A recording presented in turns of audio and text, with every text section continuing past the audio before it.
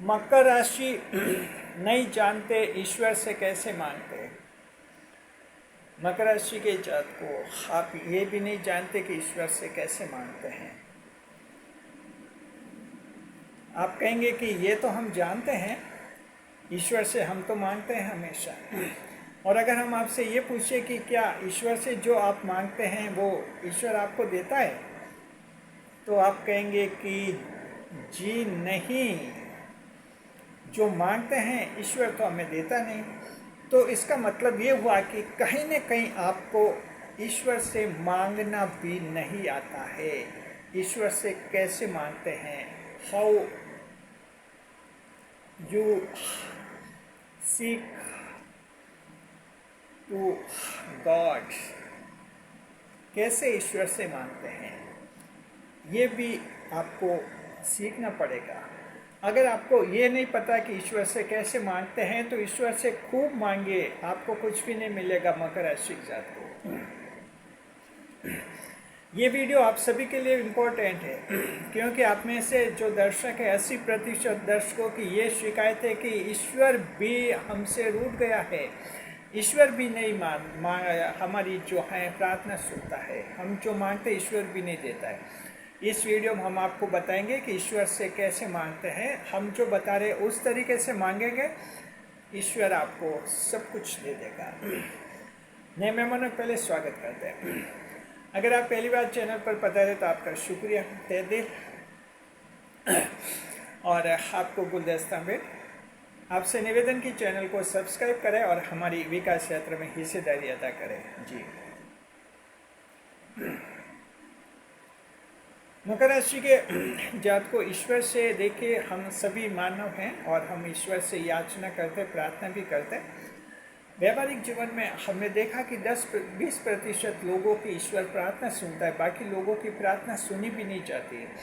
आपको लगता है कि ईश्वर भेदभाव करते हैं, जी नहीं, ईश्वर कोई भेदभाव नहीं करते। हम सभी ईश्वर की संतान हैं, तो ईश्वर के लिए तो समान है।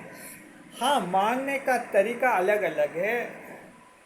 जिनको ईश्वर देता उनका तरीका अलग है और जिनको ईश्वर नहीं देता उनका तरीका भी अलग होता है, इसलिए ईश्वर नहीं देता है। हम आपको कुछ एग्जाम्पल्स देंगे जिनसे आप समझ जाएंगे कि ईश्वर से कैसे मांगते हैं।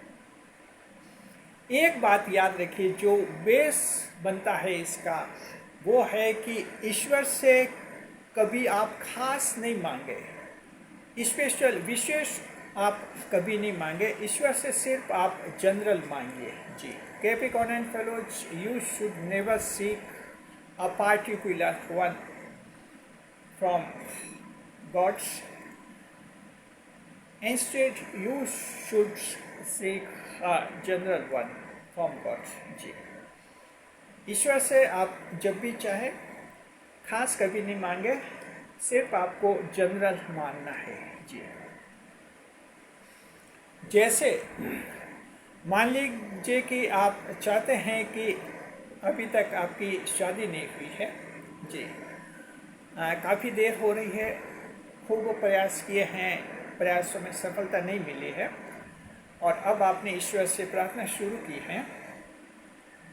आपको कोई व्यक्ति पसंद है और ईश्वर से आप प्रार्थना करते हैं कि ये ईश्वर मुझे वो व्यक्ति मिल जाए, यानी वो मेरे जीवन में आ जाए, वो मेरा जीवन साथी बन जाए। ऐसी आप ईश्वर से प्रार्थना करते हैं। याद रखिए, ऐसी प्रार्थना आपको कभी नहीं करनी चाहिए, क्योंकि इस प्रार्थना को ईश्वर आमतौर पर नहीं सुनते हैं। जी, इसकी जगह आपको क्या करना चाहिए? आपको ये करना चाहिए कि अगर ऐसी स्थिति है, आपकी सगाई नहीं हो रही है, जी, आपको जीवन साथी नहीं मिल रहा है, ईश्वर से सिर्फ जनरल रिक्वेस्ट कीजिए, पार्टिकुलर नहीं, जनरल, यानी कि सिर्फ ईश्वर से ये कीजिए कि मेरी सगाई हो जाए। ये ईश्वर, अगर ऐसी प्रार्थना आप करेंगे तो ईश्वर जो हैं आपके जल्दी से जल्दी जो हैं आपकी सगाई हो जाएगी, संभावना ये बनती है। ईश्वर ऐसा क्यों करता है, ये यहाँ पर आपको समझना है, बहुत ही गहराई से समझना है। ईश्वर ऐसा क्यों करता है? देखिए, दरअसल क्या है, ये रिसर्च टीम की रिपोर्ट के आधार पर वीडियो हमने बनाया है, तो वीडियो देखने के बाद हाँ, आप कमेंट कीजिए, रिसर्च टीम के लिए थैंक्स अवश्य दीजिए। जी, देखिए कि क्या होता है कि जब आप ईश्वर को कहते हैं कि ये ईश्वर मुझे एक्स नाम का व्यक्ति मेरा जीवन साथी बन जाए, यानी उससे मेरी सगाई हो जाए, बाद में विवाह हो जाए, मुझे वो मिल जाए, आप ये प्रार्थना करते हैं, ये ईश्वर प्रार्थना नहीं सुनता है। और अगर आप ईश्वर से यह प्रार्थना करेंगे कि मेरी सगाई जल्दी हो जाए, जल्दी हो जाए मेरी सगाई, ऐसी प्रार्थना ईश्वर सुनता है। क्या क्यों करता है ईश्वर ऐसा, अब यहाँ पर समझिए। देखिए मकर राशि जात को जब भी आप ऐसी कोई प्रार्थना करें जो किसी इंसान से जुड़ी हुई हो, यानी किसी इंसान को अपने जीवन में चाहते हैं, चाहे जीवन साथी के रूप में, चाहे गर्लफ्रेंड या बॉयफ्रेंड के रूप में, या पति पत्नी के रूप में, किसी भी रूप में किसी इंसान को अगर जीवन में चाहे, तो ईश्वर से उस इंसान की प्रार्थना आप कभी मत कीजिए। सिर्फ जनरल प्रार्थना आपको करनी होती है, जनरल कीजिए, जनरल सुनी जाती है। उस इंसान की करेंगे तो ज़्यादा संभावना है कि ईश्वर ऐसी प्रार्थना नहीं सुनते। क्या वजह है, वजह समझिए। मान लीजिए कि आप कहते हैं कि एक्स नाम का व्यक्ति आपको बहुत पसंद है और ईश्वर से प्रार्थना करते हैं कि ये ईश्वर, ये मेरी जिंदगी में आ जाए, मेरी इससे सगाई हो जाए, ऐसी प्रार्थना करते, तो ईश्वर फिर ऐसी प्रार्थना में आपके क्या करेगा। आप मान लीजिए कि एक बहुत ही अच्छी आर्थिक स्थिति में है, यानी आप एक सक्सेस पर्सन हैं, कोई बड़ी सरकारी नौकरी है, बड़े कंपनी मैन है, इंडस्ट्री है आपकी, मैनेजर है, डायरेक्टर है, ऐसी बड़ी पोस्ट पर है, आपका बड़ा यूट्यूब चैनल है और लाखों में कमाई, और इस तरह की आपकी हैसियत, आर्थिक हैसियत बहुत ही अच्छी है। ये आपकी किस्मत में लिखा हुआ है, आपको मिला हुआ है। लेकिन आप जिस व्यक्ति को चाहते हैं कि उससे आपकी सगाई हो जाए, उसकी किस्मत में अगर ये लिखा हुआ है कि इस व्यक्ति की किस्मत में आगे आने वाले दिनों में बहुत ही गरीबी, बहुत ही कंगाली और दिनहीन अवस्था उसकी किस्मत में लिखी हुई है, मान लीजिए कोई जन्म कुंडली का दोष या फॉल्ट है कि आने वाला जीवन उसका बहुत ही दुखी रहेगा, आर्थिक स्थिति बहुत ही उसकी खराब रहेगी। जी, तो अब क्या है कि ईश्वर से आप जो प्रार्थना करते हैं कि वो व्यक्ति आपको मिल जाए, जीवन साथी के रूप में सगाई हो जाए, ईश्वर ऐसी प्रार्थना नहीं सुनेंगे। इसकी वजह क्या है? वजह यह कि आपकी किस्मत में अच्छी धन दौलत लिखी हुई है, आगे का जीवन बहुत ही खुशहाल है, उस व्यक्ति का आगे का जीवन बहुत ही खराब लिखा हुआ है, उसकी किस्मत में वैसा लिखा हुआ है। तो जाहिर है कि ईश्वर जो हैं उसको आपसे अटैच नहीं करेगा, अटैच नहीं कर सकता है। जी, अटैच कैसे कर पाएगा? उसकी किस्मत में खुशियाँ लिखी नहीं, धन दौलत लिखी नहीं है, तो उसकी सगाई आपसे नहीं होगी, क्योंकि उससे तो कंगाल और गरीब बनना ही लिखा है। इसलिए ऐसी प्रार्थना ठुकरा दी जाती है, और ऐसी जब प्रार्थना ठुकरा दी जाती है मकर राशि जात को, तब इंसान होने के नाते आपको बहुत ही दुख होता है, आपको बहुत दुख होता है। इसी बात का दुख होता है कि आपने जिस इंसान को चाहता उससे आपकी सगाई नहीं हुई, जिस इंसान को चाहता वो आपकी गर्लफ्रेंड नहीं बनी, जिस इंसान को चाहता वो आपका बॉयफ्रेंड नहीं बना। प्रेम के मामलों में, विवाह के मामलों में आप बहुत ज़्यादा दुखी हो जाते हैं, ईश्वर को कोसने लगते हैं कि ईश्वर आपका साथ नहीं देता, प्रार्थना नहीं सुनता है। जबकि आपको समझना चाहिए कि ईश्वर फैसले कैसे लेता है। ईश्वर का फैसला लेने का तरीका बिल्कुल अलग है। दो व्यक्तियों को जोड़ता है तो दोनों की किस्मत जब जुड़ेगी तभी वो आपके जीवन में आएगा। तो पार्टिकुलर रिक्वेस्ट कभी नहीं करनी चाहिए। Capricorn and fellows, you should avoid a particular request to God. जी, पार्टिकुलर रिक्वेस्ट आप ईश्वर को कभी नहीं करें। पार्टिकुलर रिक्वेस्ट करेंगे, किसी व्यक्ति विशेष को मांगेंगे ईश्वर से, तो वो आपको हो सकता है नहीं मिले, संभावना इसकी ज़्यादा है वो आपको नहीं मिलेगा। जी, तब सवाल है कि क्या करना चाहिए? आपको सिर्फ जनरल रिक्वेस्ट करनी चाहिए, मतलब सिर्फ अगर आपको सगाई नहीं हुई है तो ईश्वर से प्रार्थना कीजिए हमेशा कि मेरी सगाई हो जाए। किस व्यक्ति से हो जाए ये फैसला ईश्वर पर छोड़िए। बस आप प्रार्थना कीजिए कि आपकी सगाई हो जाए।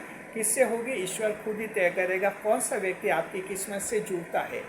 आपकी अच्छी किस्मत है, आपकी लंबी उम्र लिखी हुई है, तो उसके अकॉर्डिंग ही कोई व्यक्ति ईश्वर आपसे जुड़ेगा और वो उससे आपकी सगाई हो जाएगी। जी, तो अब आप समझ गए कि जनरल रिक्वेस्ट करनी चाहिए। ईश्वर खुद ब खुद किसी व्यक्ति को आपसे कनेक्ट कर लेता है और आपकी वो प्रार्थना सुनी जाती है। तो जनरल प्रार्थनाएं सुनी जाती है जहाँ की ईश्वर को खुद फैसला लेने का अधिकार होता है, और फैसला आप खुद ही लेते हो और ईश्वर को कहते हैं मुझे वो व्यक्ति दे दे। तो ईश्वर को दिक्कत ये आती है कि उसकी किस्मत आपकी किस्मत से जुड़ नहीं पा रही है। यहाँ पर ये थोड़ी स्थिति आ जाती है जी। मान लीजिए कि आप बेरोजगार हैं, आर्थिक स्थिति ठीक नहीं है, गरीबी की हालत है, कंगाली की हालत है, लेकिन आप ऐसे पुरुष हैं, बहुत ही दिलदार पुरुष हैं, बहुत ही भावुक पुरुष हैं जी। ऐसे पुरुष हैं जो किसी महिला को दिल दे देता है, दिल दे बैठता है, ऐसे इंसान हैं। महिला की केयर भी बहुत ही अच्छी करते हैं, लेकिन खुद की आर्थिक स्थिति बहुत ही खराब है। आप एक ऐसी लड़की की प्रार्थना करते हैं ईश्वर से कि वो आपकी गर्लफ्रेंड बन जाए, और उस लड़की की किस्मत में ये लिखा हुआ है कि उसका जो भावी जीवन है, भविष्य है, बहुत ही अच्छा रहेगा, शानदार जीवन मिलेगा उसे, गाड़ी बंगले वगैरह सब किस्मत में लिखे हुए हैं। लेकिन आप उस लड़की से बहुत ही प्रेम करते हैं और ईश्वर से हमेशा प्रार्थना करते हैं कि वो लड़की मिल जाए। आपको वो लड़की कभी नहीं मिलेगी, क्योंकि आपने ईश्वर से व्यक्ति मांगा है। व्यक्ति मांगते हैं तो ईश्वर को, उस व्यक्ति को आपको देना बहुत मुश्किल होता है, क्योंकि ईश्वर दोनों की किस्मत देखेगा। अगर वो गर्लफ्रेंड आपकी बनी है तो यहाँ तो कंगाली है, गरीबी है, जबकि उसकी किस्मत में लिखा है कि उसे तो कोई गाड़ी बंगला अच्छा मिलेगा, तो जाहिर है कि वो लड़की आपको नहीं मिल पाएगी। आप खूब मेहनत करें, खूब प्रेम करें, आखिर वो नहीं मिलेगी। फिर आपको लगेगा उस लड़की ने धोखा दिया, या लगेगा ईश्वर ने धोखा दिया। ये धोखा कोई नहीं देता है, आपका सोच थोड़ा गलत होता है, मानने का तरीका गलत है। तो मकर राशि के जात को आप जो हैं ईश्वर से जनरल प्रार्थना करनी है जी। पार्टिकुलर प्रार्थना आप, विशेष खास प्रार्थना आप कभी मत कीजिए। खास किसी व्यक्ति को अगर मांगा तो आपके लिए हो सकता है वो नहीं मिले आपको। जब भी किसी व्यक्ति को मांगते हैं, जीवन साथी के रूप में हम व्यक्ति को मानते हैं, दोस्त के रूप में मानते हैं, गर्लफ्रेंड बॉयफ्रेंड के रूप में भी मानते हैं, पार्टनरशिप में कोई बिजनेस करना है उसमें भी ईश्वर से प्रार्थना करते हैं हमारे बिजनेस में कोई अच्छा पार्टनर मिल जाए तो प्रार्थना सुनेगा। अब सोचिए कि हमारे कोई एक्स नाम का वो आदमी है, बहुत ही अच्छा है, वो मेरे पार्टनरशिप में, बिजनेस में, पार्टनरशिप में पार्टनर बन जाए। ऐसी प्रार्थना ईश्वर हो सकता है नहीं सुने। व्यक्ति को मांगेंगे तो ईश्वर नहीं सुनेंगे।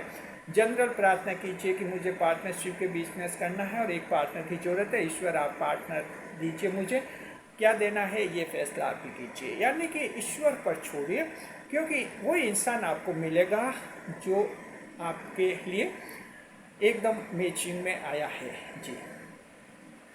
मान लीजिए कि विवाह के लिए एक और एग्जाम्पल देते हैं। आप विवाह की प्रार्थना करते हैं किसी एक्स नाम के व्यक्ति से। एक एग्जाम्पल लेते हैं, आप 40 साल, मान लीजिए कि 30 साल के हैं, 30 साल के हैं और आप ईश्वर से प्रार्थना करते हैं कि आपको कोई एक जीवन साथी मिल जाए जी, कोई मान लीजिए कि महिला मिल जाए आपको जीवन साथी, और आप 30 साल के हैं। एग्जाम्पल लीजिए कि आपकी आयु मान लीजिए किस्मत ने 50 साल लिखी, एग्जाम्पल लेते हैं, तो इसका मतलब 20 साल आपको जीना है। और जिस लड़की को आप मांगते हैं उसके जीवन में ये लिखा कि उसको वैवाहिक जीवन की खुशियाँ जो हैं 40 साल तक मिलेगी। तो जाहिर है कि उसका अगर आपसे विवाह हो जाएगा तो 20 साल बाद आप तो दुनिया से अलविदा हो जाएंगे, और उस लड़की के 40 साल तक वैवाहिक जीवन की खुशियाँ लिखी हुई हैं।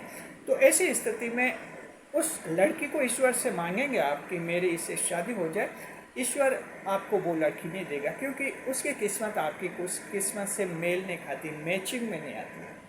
ये कैसे हो सकता है? उसके 40 साल की वैवाहिक खुशियाँ लिखी हैं और आपके साथ शादी करते ही 20 साल के बाद आपकी मृत्यु हो जाएगी। एक एग्जाम्पल है, हकीकत नहीं है, एग्जाम्पल है।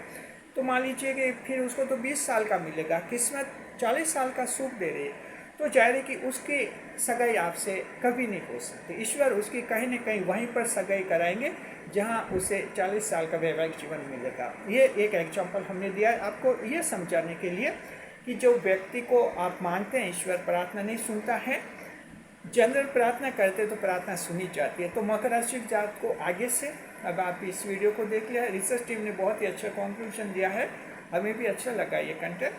तो देखिए कि जब भी प्रार्थना करें ईश्वर से, कोई व्यक्ति विशेष नहीं मांगना है, जनरल प्रार्थना करनी है, बस जनरल प्रार्थना कीजिए।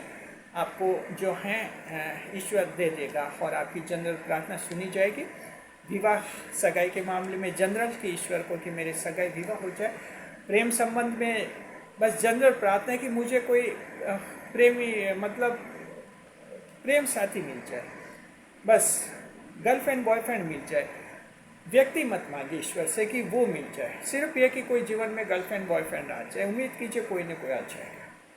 अगर आप मकर राशि के बुजुर्ग हैं, आप चाहते हैं कि बुढ़ापे में आपके 2-3 बेटे हैं, संतान आपकी अच्छी देखभाल करे, खुश रहे, तो ईश्वर से संतान विशेष का मत मांगिए कि मेरी बड़ी संतान है वो मेरा अच्छा करे। ईश्वर से प्रार्थना नहीं, ईश्वर से सिर्फ ये प्रार्थना है कि मेरा बुढ़ापा अच्छा रहे, संतान मेरा साथ दे, ये प्रार्थना करनी है। ईश्वर खुद ही तय करेगा आपके 2-3 संतान है, कौन सी संतान की किस्मत आपसे मैचिंग में आती है वो आपको अटैच कर लेगा, वो संतान आपकी देखभाल करेगी बुढ़ापे में। जी, यहाँ ध्यान रखना, अगर बच्चे को कि मेरा छोटा बच्चा मुझे मेरा देखभाल करे, उसकी किस्मत अगर आपसे मेल नहीं खाती है तो फिर वो प्रार्थना ईश्वर सुनता नहीं है। फिर दुख होता है कि मैं ईश्वर बुढ़ापे में भी मेरी नहीं सुनता है। तो ध्यान रखिए, ये बहुत ही बड़ी बात है, बहुत ही बड़ी बात है। कई लोग समझते भी नहीं है ईश्वर से कैसे मांगते हैं। उम्मीद करते हैं इस वीडियो को देखने के बाद आप अब ईश्वर से कैसे मांगते हैं आप समझ जाएंगे अच्छी तरह से, आपको कोई दिक्कत नहीं होगी। जी, शुक्रिया। खुश रहे, खुशहाल रहे। वीडियो पर लाइक करें, कमेंट करें, शेयर करें। रिसर्च टीम को हम थैंक्स देते हैं। आप भी जो हैं कमेंट बॉक्स में थैंक्स लिखिए, रिसर्च टीम का हौसला बढ़ेगा और इस तरह से जो हैं और भविष्य में अच्छे से अच्छे कंटेंट तैयार होते रहेंगे। शुक्रिया।